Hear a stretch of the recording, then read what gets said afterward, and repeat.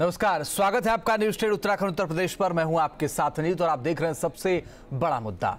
ओवैसी पर पिछले एक हफ्ते में जितनी भी सियासत हुई, आजम ने आज लगभग सभी को पीछे छोड़ दिया।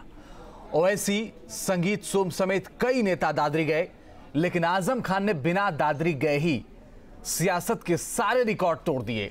आजम ने दादरी मामले पर संयुक्त राष्ट्र को चिट्ठी लिखी है, साथ ही यूएन के महासचिव बान की मून से मिलने का वक्त भी मांगा है। अब क्या इससे देश की बदनामी नहीं होगी? आखिर जिस संविधान की आजम ने शपथ ली है, क्या उस पर भी आजम को भरोसा नहीं है? क्या आजम को देश की जनता पर भी भरोसा नहीं है? क्या देश की न्यायपालिका से भी उनका भरोसा हट गया है? सवाल है कि कार्रवाई करने की बजाय इस तरह के बयान देकर क्या वो आग में घी नहीं डाल रहे हैं? इसी मुद्दे पर हम बात करेंगे और हमारे साथ बातचीत करने के लिए भारतीय जनता पार्टी के प्रदेश प्रवक्ता डॉक्टर चंद्रमोहन साहब हैं, मोहम्मद शाही साहब हैं, समाजवादी पार्टी के नेता हैं, और साथ ही अवधेश कुमार जी हैं, वरिष्ठ पत्रकार भी हमारे साथ जुड़ गए हमारे साथ न्यूज रूम से। आप सभी का बहुत स्वागत है। चर्चा होगी, सबसे बात होगी, और बात ये होगी कि आखिर इतनी सियासत क्यों? ये क्यों कोई नहीं कह रहा है कि हाँ, हर जगह शांति रखी जाए? उससे पहले एक रिपोर्ट देखिए। ये चिट्ठी यूनाइटेड नेशंस को हम भेज रहे हैं। हमने मिलने का समय मांगा है। दादरी पर अब तक जितनी भी सियासत हुई, कैबिनेट मंत्री आजम खान ने तकरीबन सभी को पीछे छोड़ दिया है। आजम ने दादरी हत्याकांड को दुनिया के सामने उठाने के लिए संयुक्त राष्ट्र के महासचिव बान की मून को एक चिट्ठी लिखी है।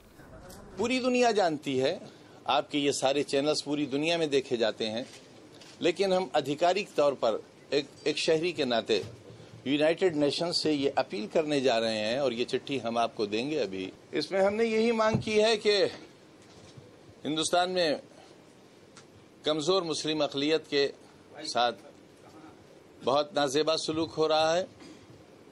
उनके बारे में जो भाषा इस्तेमाल की जा रही है, उन्हें काट दो, उनके टुकड़े टुकड़े कर दो, कि मानवीय अधिकारों का हनन हो रहा है।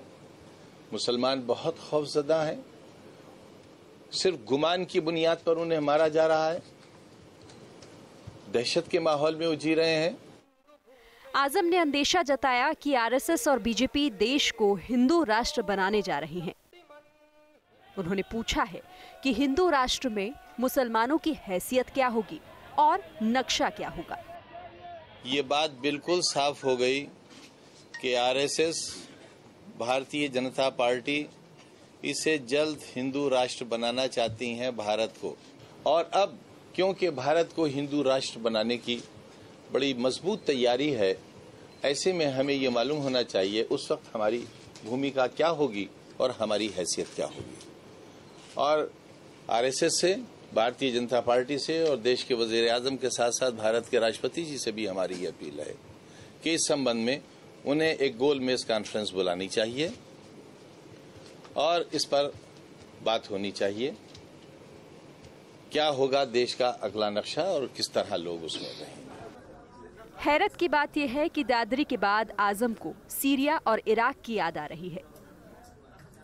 पूरे देश के वो लोग आज जिनकी सत्ता है केंद्र में, अगर वो कोई फैसला ले लें किसी को मिटाने का, उसका मुकाबला किसी भी ताकत को करना इसलिए मुश्किल होगा कि हमारे सामने इराक के हालात हैं, हमारे सामने लीबिया के हालात हैं, और हमारे सामने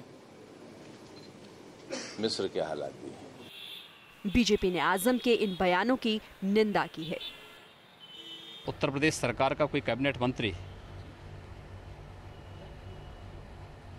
उत्तर प्रदेश सरकार की विफलता के कारण हुई कोई घटना या कोई दुर्घटना के लिए उस मामले को यूएनओ में ले जाने की बात करता है तो दुर्भाग्यपूर्ण है।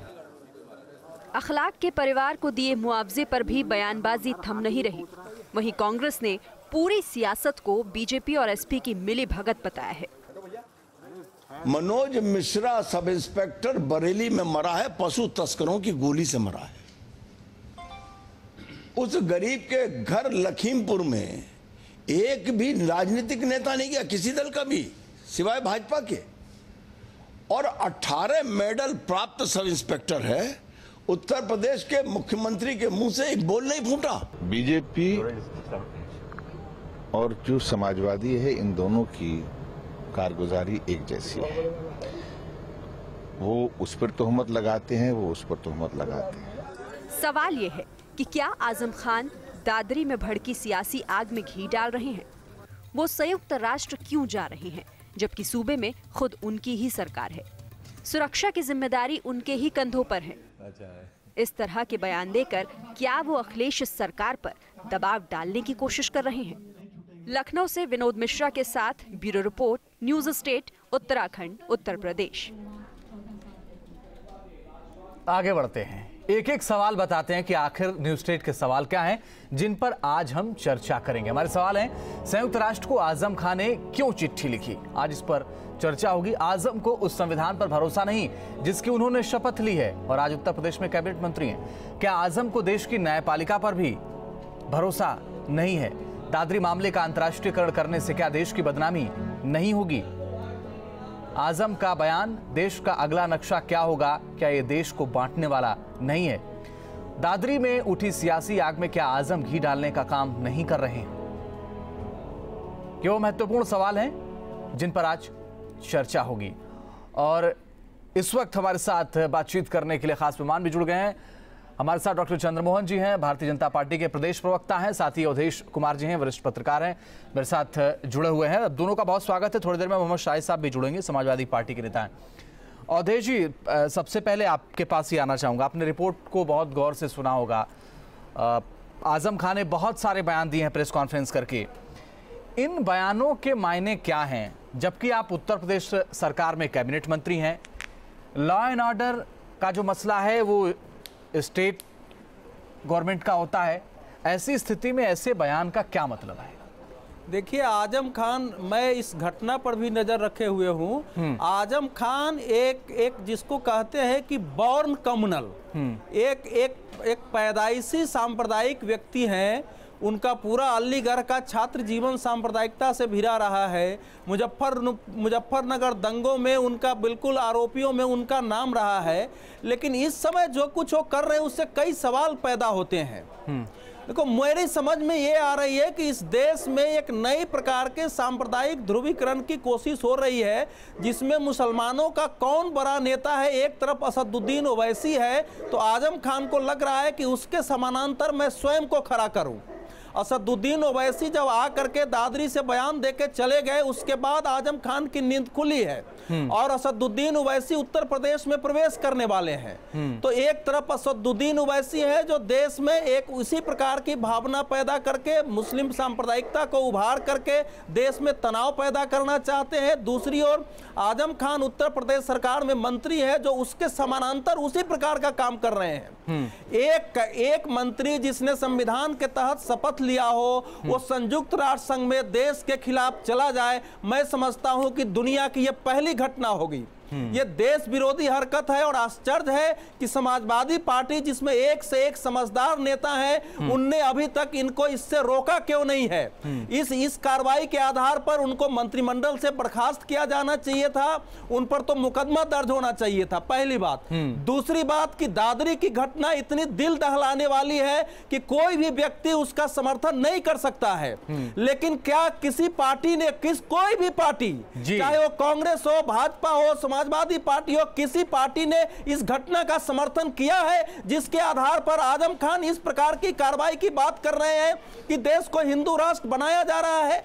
क्या इस समय जो पुलिस की जांच हो रही है, जो 9 लोग गिरफ्तार हुए हैं, उसमें किसी पार्टी का, किसी संगठन का नाम आया है? मेरी जानकारी में नहीं आया है। बावजूद इसके अगर आजम खान कर रहे हैं तो बहुत सीधी सी बात है, जो उनकी फितरत है विद्यार्थी छात्र जीवन से, खासकर जब से अलीगढ़ मुस्लिम विश्वविद्यालय में पढ़ रहे हैं, तब से उसी फितरत पर वो काम कर रहे हैं। इस समय ओवैसी बनाम आजम खान की तरह भारत में एक नई मुस्लिम सांप्रदायिकता का उदय होता हम देख रहे हैं, जो देश के लिए दुर्भाग्यपूर्ण है, नहीं होना चाहिए, जो कि कतई नहीं होना चाहिए, और इसका पुरजोर विरोध होना चाहिए हर स्तर पर। बहुत सारी ऐसी बातें हैं इस बहस में चर्चा में आ रही हैं जिससे न्यूज स्टेट इत्तेफाक नहीं रखता है। लेकिन मोहम्मद शाहिद साहब, एक चीज हम आपसे समझना चाहेंगे। आप ही के पार्टी के नेता हैं, कैबिनेट मंत्री हैं, आज जो कुछ भी उन्होंने कहा उससे आपकी पार्टी सहमत है क्या? देखिए अंजीत भाई, सबसे बड़ी चीज़ है कि दादरी की घटना वहाँ ना कोई हिंदू मरा ना कोई मुसलमान मरा, वहाँ मरी इंसानियत, वो भी वहशानियत तरीके से। एक दल के द्वारा, जो अभी अवधेश जी जो बात कर रहे थे कि किसी दल का नाम नहीं आया, भारतीय जनता पार्टी के नेता के पुत्रों का नाम आया। ये मैं नहीं, वहाँ के जो मंदिर के पुजारी जी हैं उन्होंने ये बात कही है, मैं नहीं कह रहा हूँ, ये पूरा देश जान रहा है, पूरे चैनलों पे चल रहा है। एक बात। दूसरी बात है कि अभी आपको याद होगा, थोड़े दिन पहले की बात है कि बदायूं में एक ऐसे ही झूठी अफवाह के तहत जो बलात्कार कांड था, जिसकी सीबीआई जांच के बाद वो पूरी तरह से कोरी लफाजी निकली दूसरे दलों के द्वारा, और उसको भी यूएनओ में ऐसे ही यूएनओ में ले गए थे लोग। मगर यहाँ पर जिस वहशियाना तरीके से मैंने कहा आपको, नहीं, वो गलत मरा है, ना मुसलमान मरा, वो गलत मरी इंसानियत। ठीक है, बिल्कुल सही कह रहे हैं आप। इंसानियत तो ऐसे नहीं मरी, नहीं, इंसानियत का रूप कितना खतरनाक था, बिल्कुल उसको बयान करना भी बड़े शर्म की बात है। बिल्कुल मोहम्मद शाही साहब, बात यहाँ ये हो रही है। बिल्कुल मोहम्मद शाही साहब जी, थोड़ी सी मैं आपको जानकारी दे दूं, आप तो बड़े पत्रकार हैं, देश के अच्छे पत्रकारों में नाम है। आपने एक पक्षी बात करी, मैं आपकी इस बात से सहमत नहीं हूं। जहां पर सारे देश को यह पता चल गया, वहां पे एक दल के नेता के पुत्र शामिल हैं। नहीं, और उसके बाद बेशर्मी देखिए, एक केंद्रीय मंत्री कहते हैं कि हादसा, दूसरे मंत्री कहता है कि गाय काटने वालों का यही हश्र होना चाहिए। मोहम्मद शाही साहब, मुझे माफ करेगा, मैं बीच में आपको रोक रहा हूं। नहीं, आप तो एक पक्षीय की बात कर रहे हैं, एक पक्षीय की बात कर रहे हैं। मैं इसका उत्तर देता हूं। देखिए, नहीं, मैं आ रहा हूं, मैं 1 मिनट आ रहा हूं सर आपके पास। अवधेश जी, मैं आपके पास आ रहा हूं। मोहम्मद शाही साहब, जो आप एक पक्षीय की बात कर रहे हैं, ये सरासर गलत है। मैं आपको बताता हूं, जब ये कल खबर आई कि वो लोग एक समाजवादी पार्टी के नेता से ताल्लुक रखते हैं, अगर आप हमारा चैनल देखते हैं तो कल से लगातार हम दिखा रहे हैं, एक पक्षीय जो ये आरोप है ये सरासर गलत है। एक पक्षीय खबर हम कोई नहीं दिखा रहे, और खास तौर पर न्यूज स्टेट की अगर हम बात करें, और आजम खान ने भी नहीं, चैनल को नहीं, मैंने कहा अवधेश जी, मैं क्या कर रहा हूं, वो मेरे पर कह रहे हैं, जो बात कर रहे हैं, किसी दल ने उसकी निंदा की बात नहीं करी, मैं वो बात कह रहा हूं।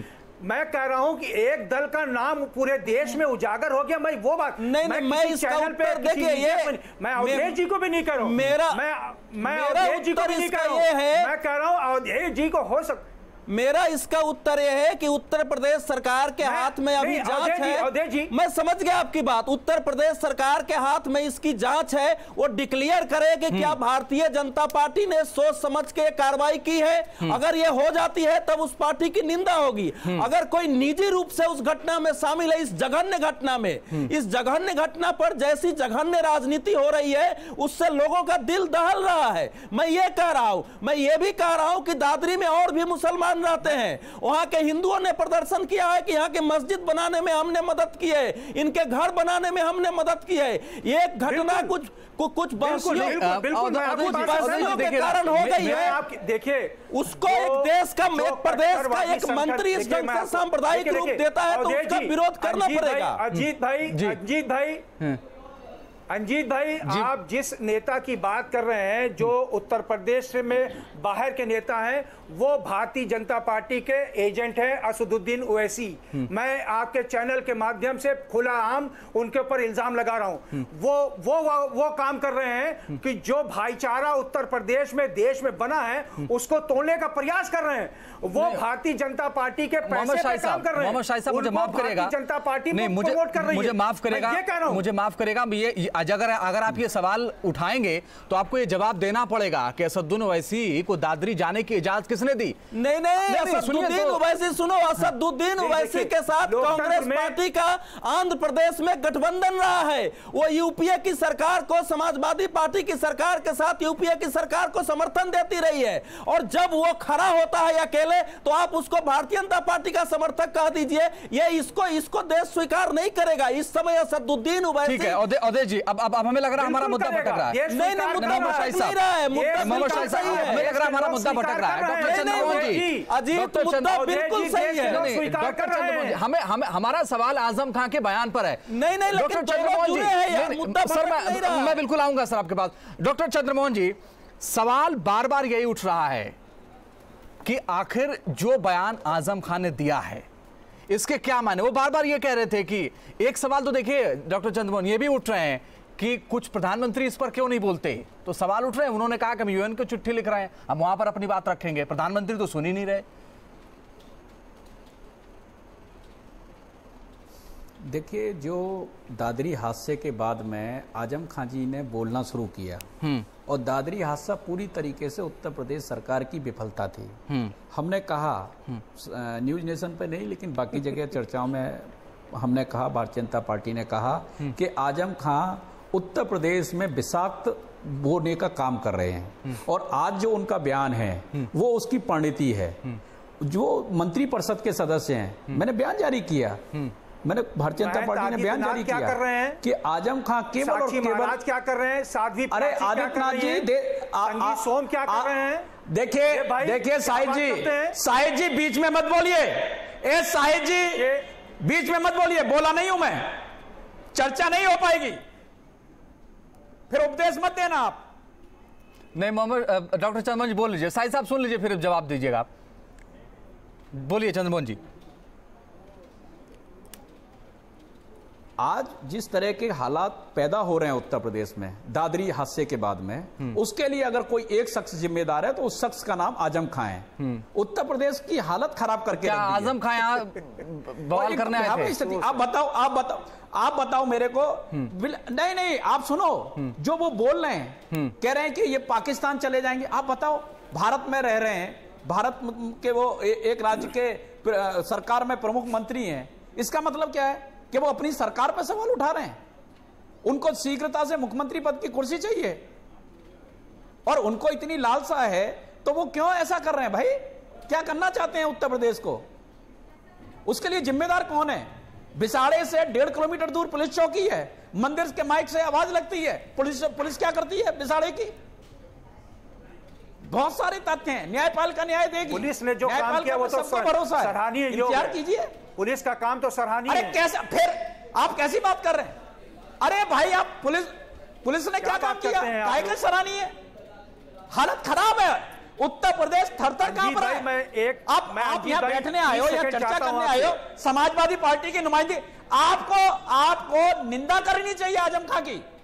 आजम खान के इतने घृणित बयान की निंदा करनी चाहिए। अच्छा, इससे ज्यादा घृणित बयान नहीं हो सकता, राष्ट्र विरोधी बयान है। आप करेंगे, मंत्रिमंडल से इस्तीफा देना चाहिए, या तो मंत्रिमंडल से करेंगे, या तो मंत्रिमंडल से करेंगे। आप किसकी करेंगे? पूछ रहा हूं, या तो भाई आप किसकी करोगे? या मुख्यमंत्री बर्खास्त करो? आप तो किसी की एक की करो। अरे ऐसा लग रहा है, ऐसा अंजीत भाई, अफसोस ये होता है, एकदम असहाय मुख्यमंत्री, ऐसा अफसोस नहीं होता है कि भारत के प्रधानमंत्री कहते थे, आपको याद होगा, छिपाने के लिए आपको याद होगा जब वो कहते थे कि मुझे छोटे से छोटे व्यक्ति की मौत पर अफसोस होता है, मुझे उस पर बड़ी अफसोस होता है, मुझे बड़ा ये दुख होता है। आप बने रहिए हमारे साथ, आप सभी हमारे साथ बने रहिए। आजम खान का एक बयान आया है जिसमें उन्होंने, सुनिए तो मोहम्मद शाहिद साहब और चंद्रमोहन जी सुनिए, आजम खान ने आज अपने प्रेस कॉन्फ्रेंस में यह भी कहा कि यह तय करना होगा कि देश का अगला नक्शा कैसा होगा। जरा सुनिए, फिर इस पर बात करेंगे। भारत को हिंदू राष्ट्र बनाने की बड़ी मजबूत तैयारी है। ऐसे में हमें ये मालूम होना चाहिए उस वक्त हमारी भूमिका क्या होगी और हमारी हैसियत क्या होगी। और आरएसएस से, भारतीय जनता पार्टी से और देश के वजीर आजम के साथ साथ भारत के राष्ट्रपति जी से भी हमारी ये अपील है कि इस संबंध में उन्हें एक गोल मेज कॉन्फ्रेंस बुलानी चाहिए और इस पर बात होनी चाहिए, क्या होगा देश का अगला नक्शा और किस तरह लोग उसमें रहेंगे। मोहम्मद शाहिद साहब, इस बयान के मायने क्या है? सीधा सवाल और सीधा जवाब। देखिए, जब भारत के प्रधानमंत्री दुनिया के किसी मुल्क में जाते हैं, अंजीत भाई बहुत गौर से सुनिएगा मेरी बात को, और बहुत गंभीर सवाल है मेरा। जब दुनिया के किसी मुल्क में जाते हैं तो कहते हैं सांप्रदायिकता बर्दाश्त नहीं की जाएगी किसी भी कीमत पर, भाई से भाई को लड़ाने की बात किसी तरह से बर्दाश्त नहीं की जाएगी, और अपने दल के लोगों को नहीं रोकते हैं, ये अफसोसनाक बात है। दूसरी बात ये कि मोहम्मद शाहिद साहब, आजम खान ने जो कहा उसकी बात करिए। नहीं, आजम खान ने जो कहा उसकी बात करिए। नहीं मोहम्मद साहब, मुझे माफ करिए, मुझे मेरे को समय नहीं, मैं उसी पे आ रहा हूं, नहीं तुरंत आइए, तुरंत आइए। नहीं, मैं उसी पे आ रहा हूं जी। देखिए, कहते थे कि मुझे छोटे से छोटे व्यक्ति की मौत पर अफसोस होता है। भारत के प्रधानमंत्री को क्या है इस जघन अपराध पर, इस जघन हत्या पर, जहां पर कट्टरवादी लोगों ने उसकी उस अखलाक बेचारे की हत्या कर दी। सारी ठीक है मोहम्मद शाहिद साहब, बात सही है, अफसोस जाहिर नहीं हो रहा। बात आपकी सही है। देश का नक्शा बदलने की बात हो रही है, आप इस पर बताइए ना क्या कह रहे हैं। अरे देश का नक्शा बदलने की बात हो रही है, आप इस पर बताइए ना क्या स्टैंड है आपका। नहीं, देखिए उन्होंने ऐसा नहीं कहा। बिल्कुल कहा, दोबारा सुनाओ। उन्होंने ये कहा, दोबारा सुनाओ, ये कहा, दोबारा सुनाओ। देश के नहीं, देखिए नहीं, दोबारा सुन लीजिए मोहम्मद शाहिद साहब, मुझे माफ करिए, जवाब दीजिए, जवाब दीजिए और दोबारा सुनिए। सुनिए जरा, चंद्रमोहन जी मैं आ रहा हूं, सुनिए दोबारा, जरा सुनिए, दोबारा सुन लीजिए, सुनिए जरा। भारत को हिंदू राष्ट्र बनाने की बड़ी मजबूत तैयारी है। ऐसे में हमें ये मालूम होना चाहिए उस वक्त हमारी भूमिका क्या होगी और हमारी हैसियत क्या होगी। और आरएसएस से, भारतीय जनता पार्टी से और देश के वजीर आजम के साथ साथ भारत के राष्ट्रपति जी से भी हमारी ये अपील है कि इस संबंध में उन्हें एक गोल मेज कॉन्फ्रेंस बुलानी चाहिए और इस पर बात होनी चाहिए। क्या होगा देश का अगला नक्शा और किस तरह लोग उसमें रहेंगे।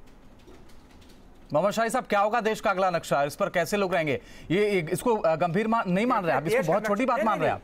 देश, हाँ, मैं उसी पे बात, नहीं, मैं वही बात आपको बता रहा हूँ, बहुत संक्षेप में बताइए। भारत के प्रधानमंत्री से, राष्ट्रपति जी से, भारतीय जनता पार्टी से ये निवेदन किया है कि देश में एक गोलमेज सम्मेलन होना चाहिए जिस पर इस तरह की घटनाओं पे बहस होनी चाहिए। ये नहीं कहा, और कैसे लोग किस तरह रहेंगे, कैसे नहीं, ये नहीं कहा, गलत बोल रहे हैं, गलत बात बोल रहे हैं, नहीं गलत बोल रहे हैं, नहीं गलत बोल रहे हैं आप, गलत बोल रहे हैं आप, नहीं गलत बोल रहे हैं, वो जो उन्होंने कहा वो नहीं बोल रहे आप, नहीं। मोहम्मद शाहिद साहब, आप डरते हैं आजम खान से, मोहम्मद शाहिद साहब आप डरते हैं आजम खान से, आप डरते हैं आजम खान से, समझने का प्रयास करिए। आपको बहुत अच्छे से पता है, नहीं बहुत अच्छे से पता है आपको, अगर बहुत अच्छे नहीं बड़े नेता हैं तो क्या जो कह देंगे सही है, नहीं ऐसा नहीं, जो कह देंगे सही है।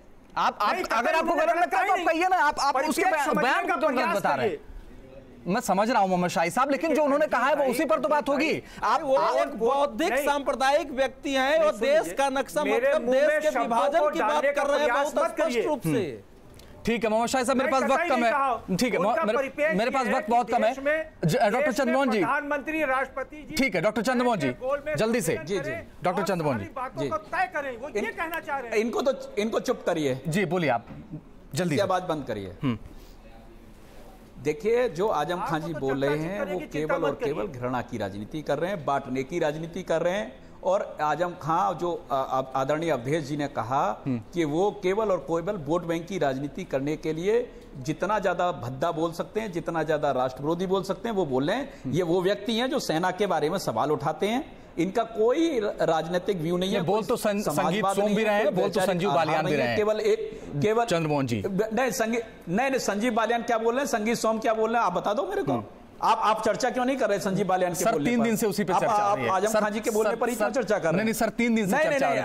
आप जो चर्चा आजम खान वाली भाषा कोई नहीं बोल रहा है, वो यूएन में कोई नहीं जा रहा है, यूएन में कोई नहीं जा रहा है, फाइनल कमेंट टिप्पणी नहीं कर रहा है। अवधेश जी फाइनल कमेंट, सेना के ऊपर कोई टिप्पणी कर रहा है, यूएन में कोई बोल रहा है। एक सेकंड, फाइनल कमेंट ये है कि इस प्रकार की जघन्य घटना पर जघन्य राजनीति नहीं होनी चाहिए थी। आजम खान जी ने इसको बिल्कुल एक विकृत सांप्रदायिक रूप दिया है। देश में तनाव घटाने और सद्भाव पैदा करने की जगह सांप्रदायिक तनाव बढ़ाने और दुर्भाव बढ़ाने का काम किया है। इसका पुरजोर विरोध और पुरजोर निंदा होनी चाहिए और सब तरफ से होनी चाहिए, क्योंकि शाहिद भाई चाहे उनकी बात को जिस प्रकार से उसको न्याय संगत ठहराने। चलिए अवधेश जी, मुझे माफ करेगा, बीच में आपको रोकना पड़ रहा है, वक्त खत्म होगा। अवधेश जी, डॉक्टर चंद्रमोहन जी और मोहम्मद शाहिद साहब, आप सभी का बहुत बहुत शुक्रिया हमारे साथ जुड़ने के लिए और हमसे बातचीत करने के लिए। लेकिन ये बात तो सच है कि सियासत तो हो रही है इस पर, और लॉ एंड ऑर्डर चूंकि स्टेट गवर्नमेंट का मसला है, उस पर ध्यान देना चाहिए और ऐसे लोगों पर कार्रवाई होनी चाहिए जो लोग बांटने का काम कर रहे हैं। अभी के लिए बस इतना ही, लेकिन बने रहिए न्यूज़ स्टेट के साथ, खबरें लगातार जारी हैं।